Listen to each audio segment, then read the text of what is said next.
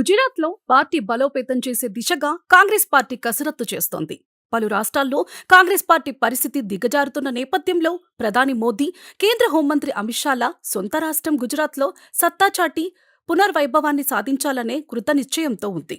గుజరాత్లో కాంగ్రెస్ పార్టీని బలోపేతం చేయటం గురించి ఆ పార్టీ అగ్రనేత రాహుల్ గాంధీ మాట్లాడుతూ బీజేపీ, ఆర్ఎస్ఎస్ను కేవలం కాంగ్రెస్ మాత్రమే ఓడించగలదని చెప్పారు. గుజరాత్ పర్యటనలో ఆయన ఈ వ్యాఖ్యలు చేశారు. మార్పు గుజరాత్ నుంచే ప్రారంభమవుతోందని రాహుల్ అన్నారు. పార్టీ అంతర్గత సమస్యలను పరిష్కరించేందుకు నూతన నాయకత్వాన్ని తీసుకొస్తామని చెప్పారు. ప్రస్తుతం జరుగుతున్న పోరాటం కేవలం రాజకీయపరమైనదే కాదని, సిద్ధాంతపరమైనది కూడా అని తెలిపారు. బీజేపీ, ఆర్ఎస్ఎస్లకు కేవలం కాంగ్రెస్ పార్టీ మాత్రమే ఓడిస్తుందనే విషయం ప్రజలకు కూడా తెలుసని చెప్పారు. నేతల మధ్య ఆధిపత్య పోరు పార్టీని దెబ్బతీస్తోందని రాహుల్ అన్నారు.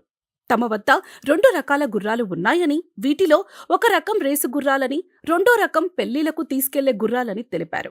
పెళ్లిలకు వెళ్లాల్సిన గుర్రాలను కాంగ్రెస్ పార్టీ కొన్నిసార్లు రేసులకు పంపుతోందని, రేసు గుర్రాలను కొన్నిసార్లు పెళ్లిలకు పంపుతోందని చెప్పారు.